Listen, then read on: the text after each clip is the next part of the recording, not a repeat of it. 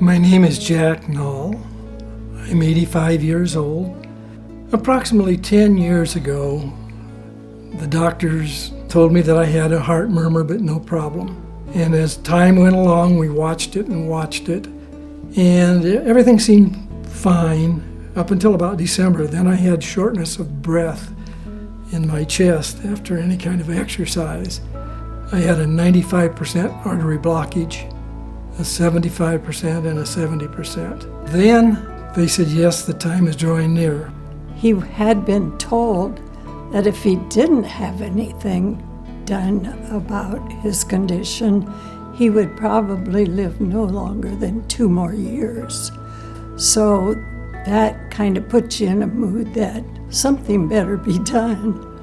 The TAVR procedure I knew about, so I was somewhat familiar with what was going to happen.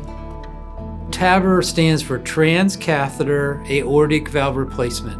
Transcatheter meaning we place a valve into the patient through a catheter and not through a surgical wound.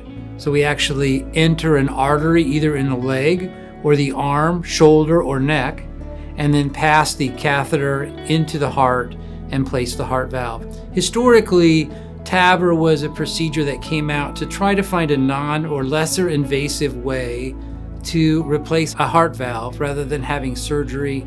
And we now are able to do this transcatheter procedure on patients who are actually surgical candidates or catheter candidates. So I would say the 3 main categories are the technology that we use, i.e. what type of valve we're using and what are the goals for that particular patient.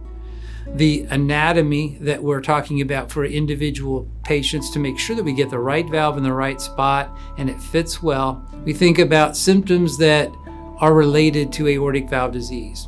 Primarily those are shortness of breath, chest pain, an inability to undertake normal activities during the day, and a sense of just fatigue. When I was in Arizona, heart doctor sent me to the surgeon.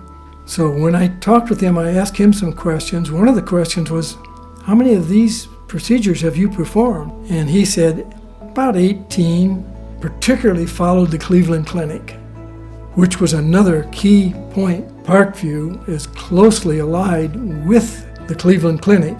When I got back, I met with Dr. Robertson again. In talking with Dr. Robertson, I had a whole series of questions. He answered all of them before I could even ask, except one. That one was, how many of these TAVRs have you done? And his answer was, 800 more or less.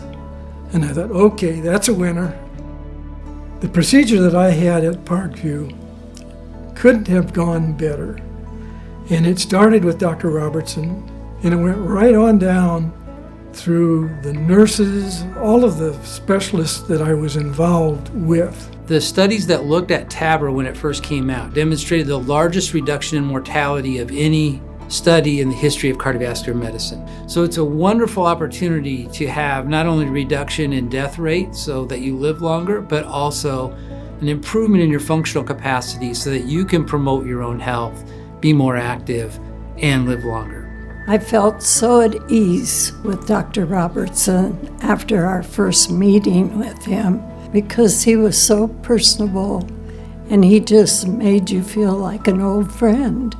So I put all my faith in him. It just makes me feel really, really confident for other people that are going to be taking the same path.